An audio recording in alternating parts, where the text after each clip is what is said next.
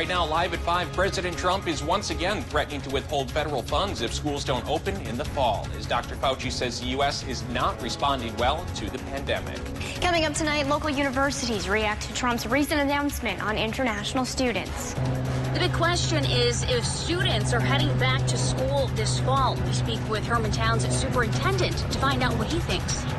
And the Superior School Board is getting closer to a final decision on bringing students back in the fall.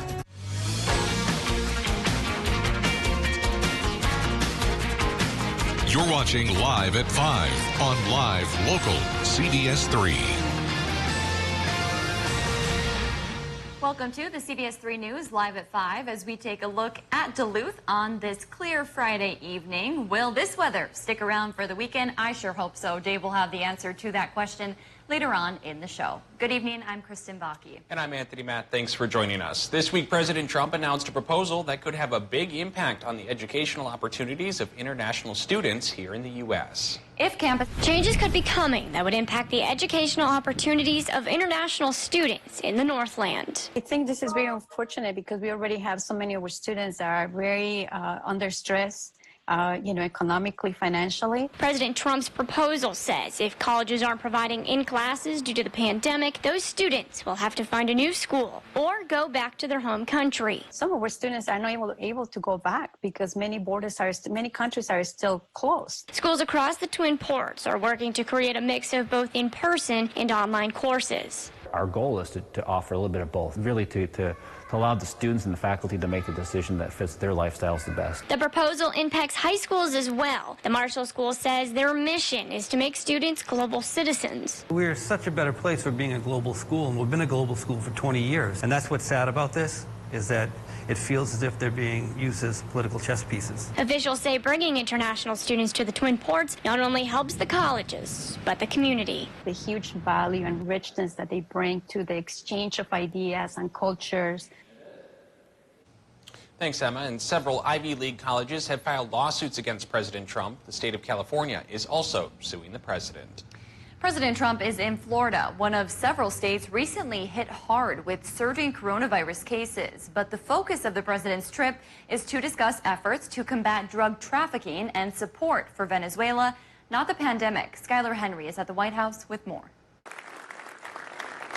President Trump briefly addressed the coronavirus pandemic during a visit to U.S. Southern Command. Before it hit, we were doing really well, and we're still doing very well, but now we're getting back on track. His comments directly contradicted those of his top infectious disease expert, Dr. Anthony Fauci, who the president claims has made a lot of mistakes. When you compare us to other countries, I don't think you can say we're doing great. I mean, we're just not. Later, the president attended a roundtable on supporting the people of Venezuela. We're testing at a level that nobody's ever tested before. The Florida visit comes as the state grapples with soaring coronavirus cases. The president's Democratic challenger, Joe Biden, slammed the trip as a, quote, photo op and a distraction from his failures. President Trump also continues to push for schools to reopen this fall, threatening to cut federal funding to those that don't. Friday, he tweeted that he would direct the Treasury Department to look into the tax-exempt status of some colleges and universities. We're working to safely and responsibly reopen our country, reopen our schools, get our country going again. The president's threats on school funding have been criticized by some state and local officials, as well as congressional members of his own party. I am completely opposed to any withholding of federal funding to schools. Meanwhile, on the campaign front, the president's planned Saturday rally in New Hampshire has been postponed due to the tropical storm threat in the Northeast. The president is attending a closed fundraiser with supporters before returning to Washington later this evening. Closer to home, a Bayfield County COVID-19 testing site closed early today. According to officials, the Iron River specimen collection site closed due to an overwhelming response for testing. Officials had ordered 400 tests, and by 2 p.m., they had already had that many people lined up. Additional testing events are being scheduled in the near future. And Dave's here to give us a look at the weather. Dave, beautiful day out there today. My goodness. Yeah, it makes you think Wednesday was a year ago rather than right? just a day ago or so. Yeah, beautiful high pressure settled into the region, bringing picture-perfect conditions. One of those beautiful pictures is over towards Kristen Vaki's neck of the woods, the Hibbing-Chisholm area, where, yeah, like I like to say, it looks like a picture postcard with the puffy blue fair weather clouds up above. Likely they're going to stay that way through the weekend. The chance for showers has gone down for both Saturday and Sunday. Not non-existent, but has gone down. So what we have right now is that high pressure cell in control, keeping us sunny and dry. That little trough of lower pressure is going to try to creep our way, and the best it's going to do is a 20% chance for showers on Saturday, maybe Sunday too. So the weekend forecast looks like this. Clear to partly cloudy and calm tonight. Low temp 58 degrees.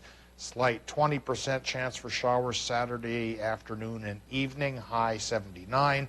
Sunday, that 20% chance might still be in the vicinity, maybe more towards Aiken than anybody else. And then by Monday, it'll become sunny for all. But Tuesday has a better chance of rain, which we'll talk about coming up in a few more minutes. Thanks, Dave. The Wisconsin Supreme Court has sidestepped a chance to rein in the governor's veto power. Today, the court upheld one partial veto that the Democratic governor, Tony Evers, made last year, but struck down 3 others. Evers has one of the most powerful vetoes in the country. The ruling today came after the Supreme Court yesterday upheld laws that the legislature passed during a lame duck session to weaken Evers' powers before he took office. A petition has been filed to remove Madison's mayor from office. A group of citizens created the petition saying the mayor did not do enough to protect the city during recent civil unrest. The group has 60 days to collect more than 36,000 signatures before the petition can move forward. This comes after demonstrators tore down statues, punched a state senator, and threw a firebomb into a government building last month. The mayor says she won't be, quote, distracted by a small group of people who want to divide this community. The Minnesota Nurses Association has shot down a proposal from St. Luke's Hospital that would have delayed wage increases. St. Luke's says it approached the nurses union in an effort to help manage expenses and preserve jobs during the COVID-19 pandemic. The co-chair of Minnesota Nursing Association St. Luke's bargaining unit says nurses were willing to hold off on the pay increase if St. Luke's agreed to honor the nurses' contracts in the potential event of a sale. St. Luke's did not agree to it. In a statement, the hospital called such a suggested move, quote, significant structural changes in the overall contract. St. Luke's adds at no point in the discussion did an acquisition or merger with any other health system come up. The contract between the MNA and St. Luke's runs through 2022. A juvenile is dead after a vehicle collided with a bicycle in northwestern Wisconsin. The Washburn County Sheriff's Office says it happened Thursday night along Green Valley Road in Spooner. Authorities pronounced the bicyclist dead on the scene. The crash is under investigation. Coming up, how a new program is bringing free food to the Iron Range, plus the Superior School Board is making plans for schooling in the fall. City by City is next. And coming up tonight at 6, with new guidelines, you could soon visit family members in long-term care facilities. You're watching Live at 5 with Kristen Vaki, Anthony Matt, and weather with meteorologist Dave Anderson on Live Local CBS 3.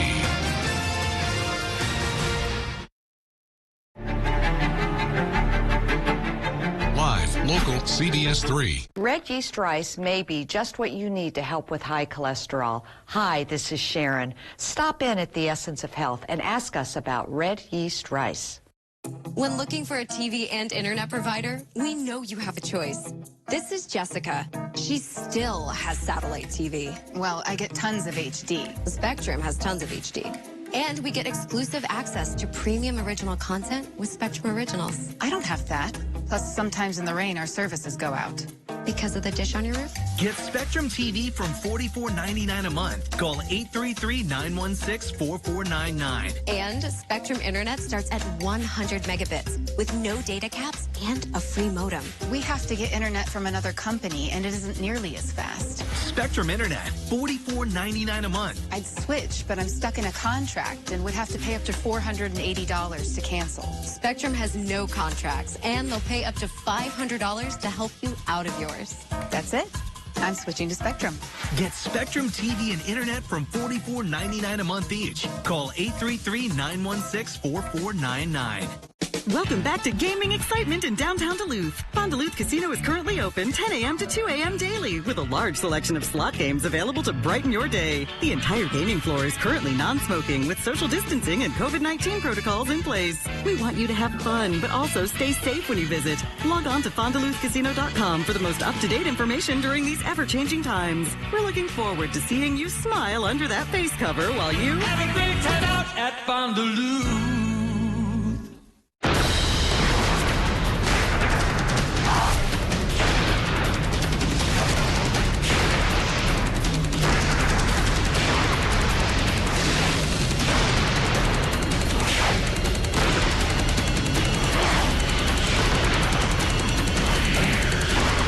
Incredible deals, huge markdowns, plus free doorstep shipping on everything. What a sale. The 4th of July sale at Slumberland Furniture. Welcome back to the CBS3 News Live at 5. You're looking at a clear and sunny day over the Duluth Harbor. Will kids be in school this fall? We'll answer that question later on in the show. But first, let's take a look around our region. How a new program is bringing free food to the Iron Range, plus the Superior School Board announced its plans for the fall. That and more as we take you around the Northland, city by city.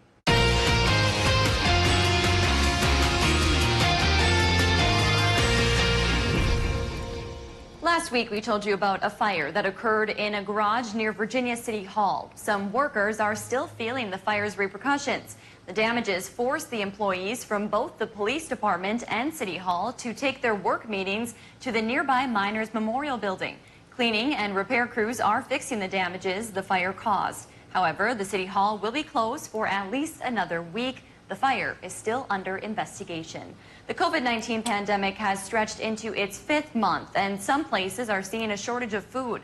The National Farmers to Families program hopes to change that. Earlier this week, several companies partnered with the National Farmers to Families program to bring free frozen items in bulk across the Iron Range. On the 22nd of July, you can participate in this event at locations in Chisholm, Virginia, and Hibbing. There is not an income requirement to participate.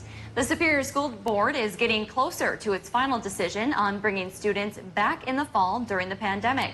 The school board says there will be no field trips, guest speakers, or shared school supplies.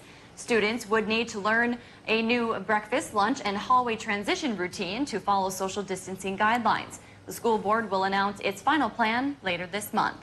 Calling all beer lovers. The largest beer collector show in the area starts tomorrow. The Nordlager Brewery Collectibles Club will hold the event at the Northeastern Bar on Dunlap Island in Cloquet starting at 9 a.m. Admission to the swap meet and the beer can show is free. If there's something going on in your neighborhood that you think we should know about, send us an email and it might be featured as we go around the Northland city by city. Still to come on Live at 5, answering the big question, will schools return this fall? That answer coming up. Live look at Grand Portage shows it's a nice day up in that part of the wilderness as well. I think it'll stay fairly nice for the weekend. Should be cooler, a little bit drier, only a slight chance for showers, which we'll point out to you coming up after our break. Hi, I'm Dr. Charity Reynolds. I would like to remind you that COVID-19 is still around. Remember to wash your hands, wear your mask, and stay home as much as possible. Thank you. Find the home of your dreams with Homes by Edmonds. Whether you're buying or selling, trust Duluth's oldest real estate company, Homes by Edmonds, LLP. Sunday mornings at 10:30 on CBS3. Watch Anthony Matt weekdays at 6 and 10 p.m. on live local CBS3 Duluth. Coming up Friday on CBS3 this morning, Jenna Wells will have the latest in news. Plus, after seeing showers and thunderstorms move through Wednesday and into early Thursday morning, we are looking at much calmer conditions to begin the weekend. I'll have that full weekend forecast. The horses are in the starting block. Game on! New York Giants. Tiki Barber!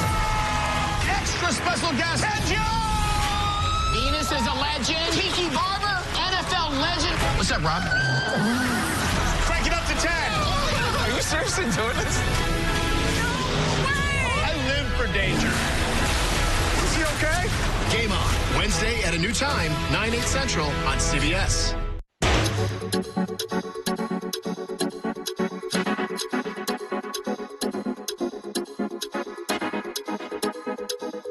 grew up in a mining household. It's generations in my family. It's a big issue to folks up here.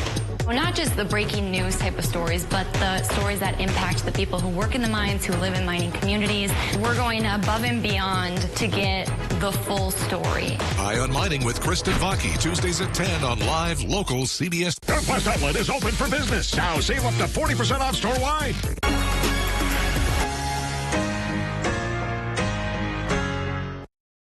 Classic Rock KQ is once again the Northland's #1 radio station. The KQ Morning Show, the most listened to radio program in the Northland. The KQ Train Wreck, the Northland's #1 afternoon show. Thank you for making us the Northland's #1 radio station. 95 KQDS. Catch Eye on Parenting every Thursday at 6 with me, Leanne Valdez, on CBS3.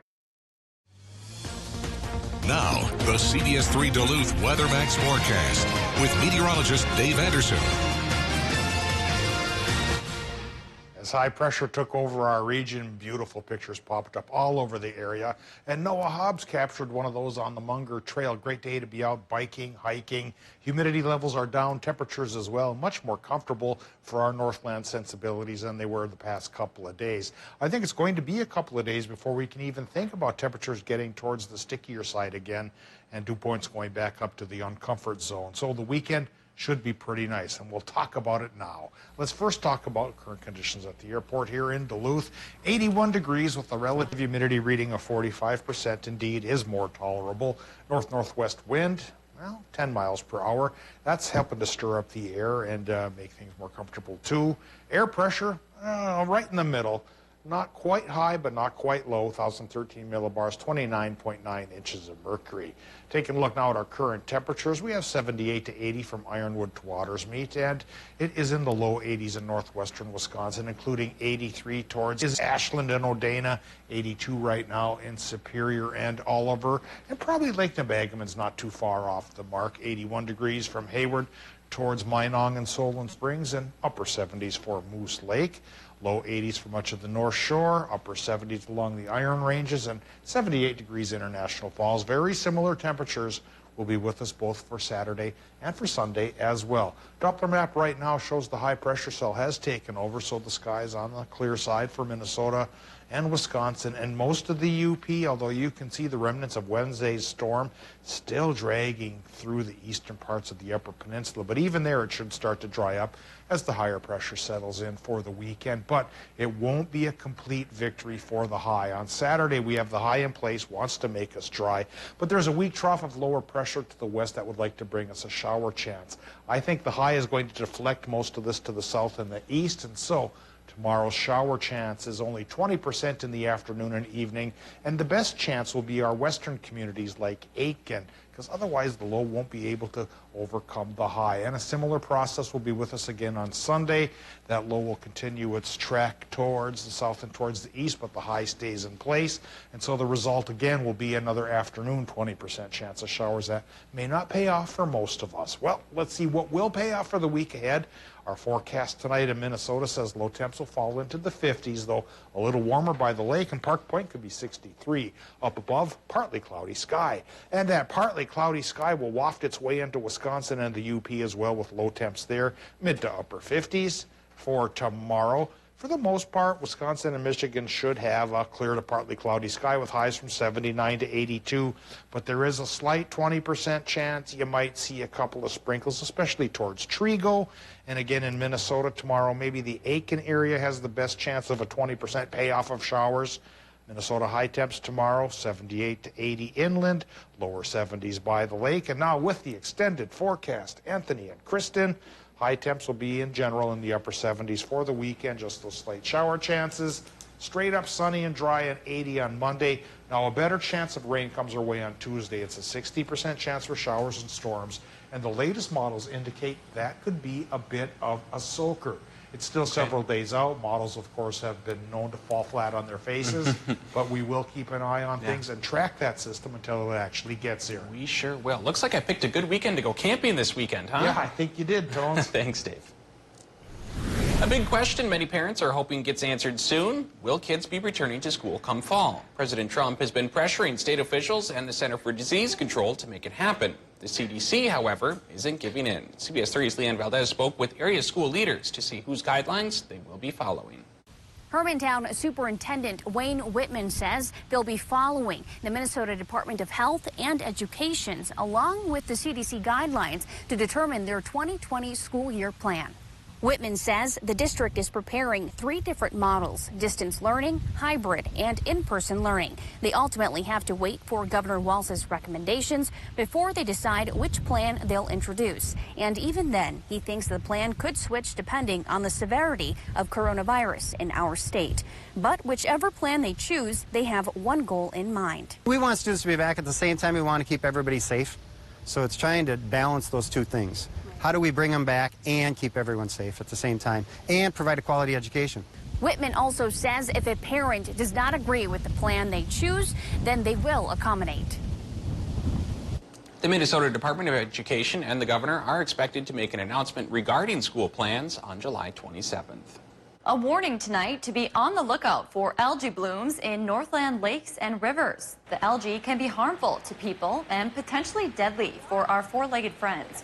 Blooms will typically form in hot, calm weather.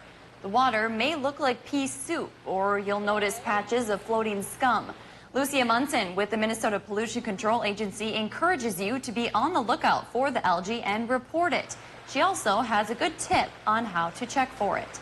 If you take a stick and dip it in and it's like paint on that stick, there's a good chance that's blue-green algae, and you definitely want to keep your pets out of that. Just be on the lookout. Before you jump into that pond, take a look at it. Dogs exposed to the algae can experience symptoms such as vomiting, diarrhea, rash, or difficulty breathing, and should seek veterinary care immediately. Still to come, the future of the Dakota Access Pipeline remains unclear tonight after a new ruling today. Details coming up. The show critics are praising as genius is now the Emmy winner for Outstanding Talk Show Host. What? And the stars love it too. It's so good! The Kelly Clarkson Show, weekdays at 3 on Live Local CBS3. When news breaks, be the first to know with CBS3. Alerting you with our mobile app, taking you live to the scene. A lot of protesters walking. Bringing you complete coverage on air. Showing you what's happening now, what's next, how it affects you. There's a massive fire. We have a crew there live Focused now. on urgency. Focused on accuracy. When news breaks in your neighborhood, be the first to know. With Live Local CBS3.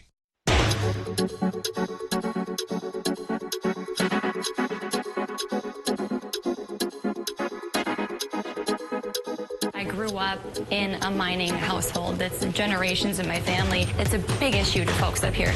Well, not just the breaking news type of stories, but the stories that impact the people who work in the mines, who live in mining communities. We're going above and beyond to get the full story. Eye on Mining with Kristen Vaki, Tuesdays at 10 on Live Local CBS.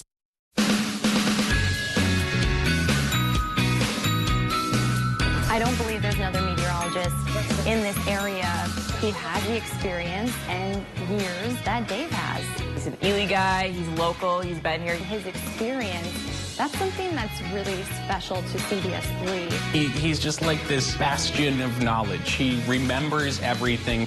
Get to know Dave Anderson, weekday nights on Live Local CBS3.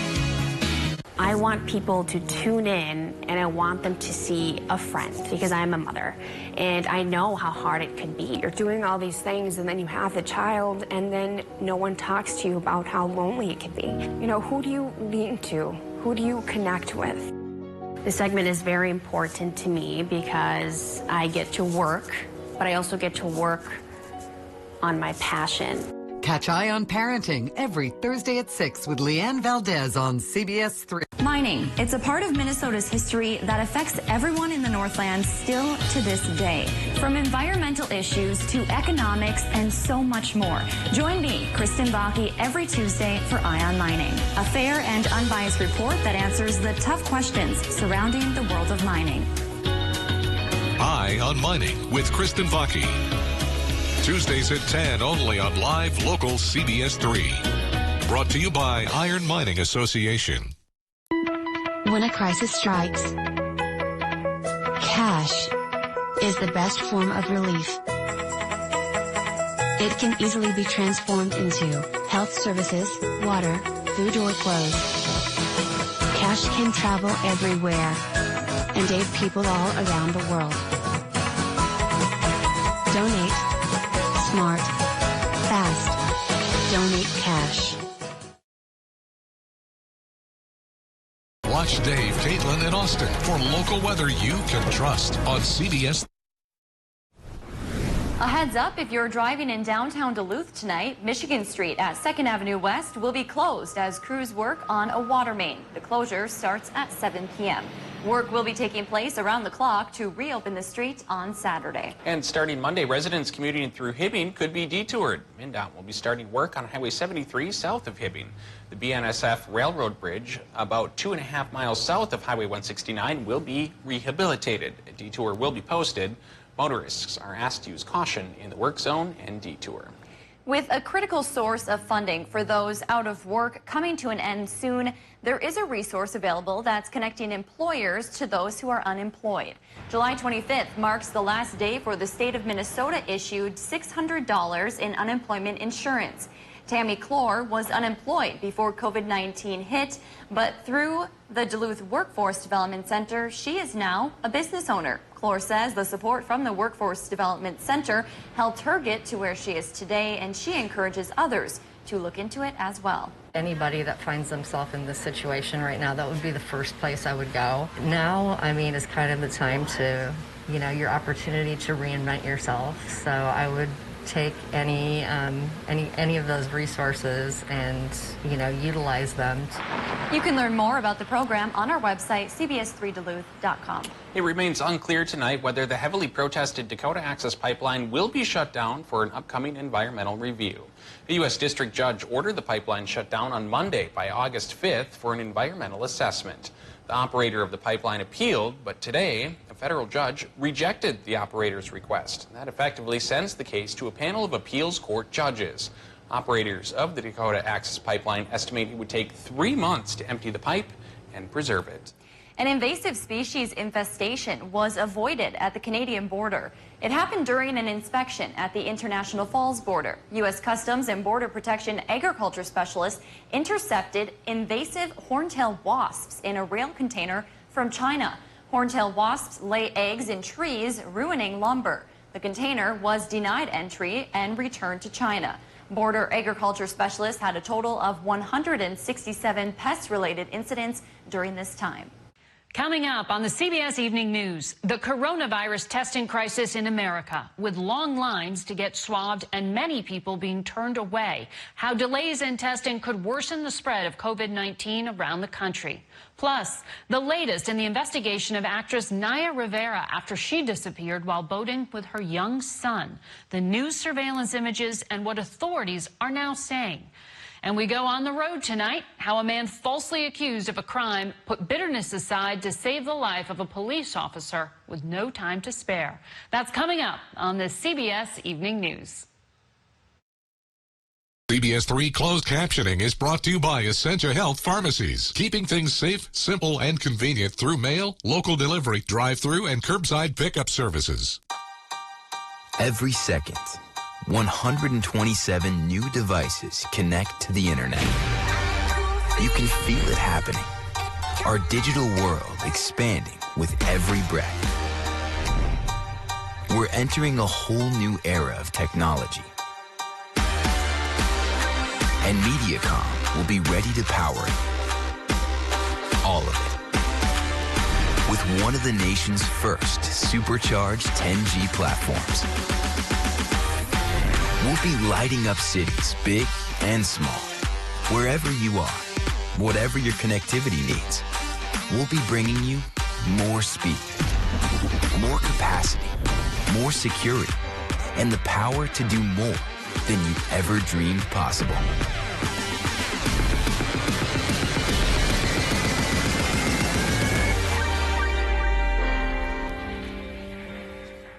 Classic Rock KQ is once again the Northland's #1 radio station. The KQ Morning Show, the most listened to radio program in the Northland. The KQ Train Wreck, the Northland's #1 afternoon show. Thank you for making us the Northland's #1 radio station. 95 KQDS. Watch Anthony Matt weekdays at 6 and 10 p.m. on live local CBS3 Duluth. Big question of the summer is if kids are heading back to school this fall. Coming up, we'll explain what 3 models the governor is looking at. Today, temperatures were mild and the sky was fair. Things could change up a little bit, though, by Saturday afternoon. Good morning. Good morning. Good morning. I'm Jenna Wells. And we'll take a look at your weatherman's forecast and see how long those summer-like temperatures are going to last. So much for joining us. Start your day at 5 a.m. with Austin and Jenna on CBS3. Hi, I'm Dr. Charity Reynolds. I would like to remind you that COVID-19 is still around. Remember to wash your hands, wear your mask, and stay home as much as possible. Thank you. Welcome back to the CBS3 News Live at 5. We're taking a look at the busy streets of Canal Park on this hot Friday night. Let's recap our top stories and see what's coming up tonight at 6. Earlier this week, President Trump announced a proposal highly impacting international students' educational opportunities in the U.S.